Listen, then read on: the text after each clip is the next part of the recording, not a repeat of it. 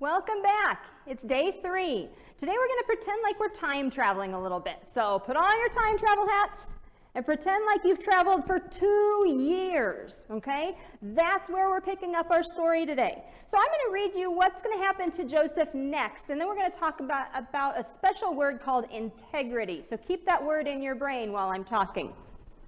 2 years passed, and the cupbearer forgot about Joseph.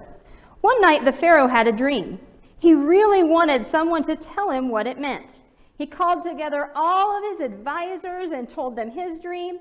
He even went to the magicians and the wisest men in Egypt, and none of them knew what the dream meant. And that's when the cupbearer finally remembered Joseph. He told Pharaoh how Joseph had correctly interpreted his dream and the dream of the baker. So Joseph was taken out of the prison and brought to Pharaoh. So remember, it's been 2 years since Joseph told the cupbearer and the baker about their dreams.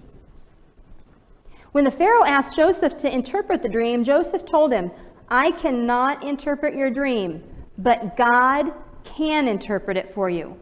So Pharaoh explained what he had dreamed about. "I dreamed of 7 fat cows eating among the reeds. While they were eating, 7 scrawny and ugly cows came up and ate the fat cows." So what that means is that these little skinny, scrawny cows came and ate this big, giant, fat cows. Even after they'd eaten the fat cows, the last cows were still scrawny and ugly. Then I dreamed of 7 full and good heads of grain that had sprouted. 7 thin and scorched heads of grain then sprouted and swallowed all of the fat heads of grain. I've told these dreams to all the magicians, but none of them could tell me what they meant, the Pharaoh told Joseph. Joseph explained, "It is God who is giving you these dreams to tell you what he's about to do." Both dreams have the same meaning. So both of the dreams that he was dreaming about were both about the same thing. The 7 fat cows and the 7 skinny cows, that story is the same as the story about the grain that you had already seen. They represent 7 years of abundance. So abundance just means a lot. So if you have an abundance of something, it means you have a lot of it.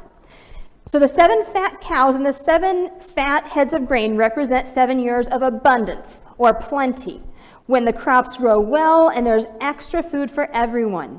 The 7 scrawny cows and the 7 scorched heads of grain represent 7 years of famine. So famine is when there's not enough, when the grain will not grow and there won't be enough food for everyone. Joseph continued, "During the 7 years of abundance, Pharaoh should put someone in charge so he can save and store all the extra food. Then, when the 7 years of famine come, the people in Egypt will have enough food and not go hungry." Pharaoh knew immediately that this was the true meaning of the dream. So remember, Joseph said, "You should put someone in charge." He never said, "Hey, Pharaoh, put me in charge." He just said, "Put someone in charge," because that's what he knows that the dream means. But Pharaoh decided to put Joseph in charge of this. He put Joseph in charge of storing the grain for all of Egypt.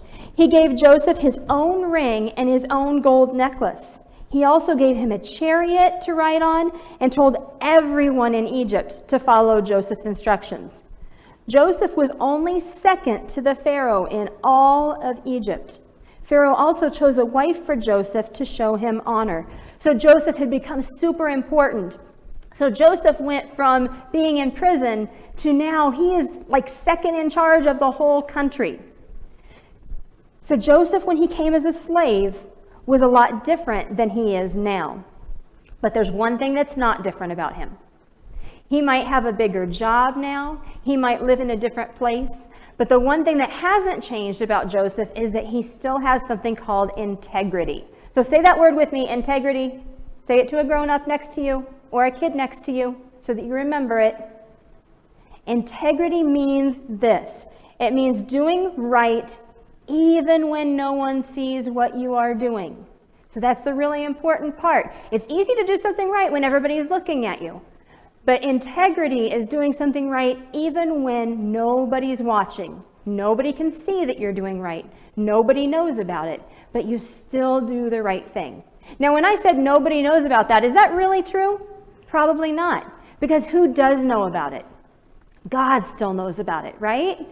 Integrity is doing the right thing when humans aren't watching, but we know that God sees everything that we do. So we understand that God is always watching. God always knows what we're doing. So tomorrow, on our last day, we're going to talk more about this idea of integrity and how you can use integrity as we go back to school, all these different kinds of things. So would you pray with me while we close out day 3? Thank you. Dear Jesus, thank you so much for Joseph, and thank you that he showed integrity. Thank you that no matter where he was at, whether it was in prison or whether it was when he was with the Pharaoh, that he knew that you were really the one that was in charge. Thank you so much for that, and help us to remember that no matter who's watching anytime, we know that you love us and that you're always watching us and helping us. Amen.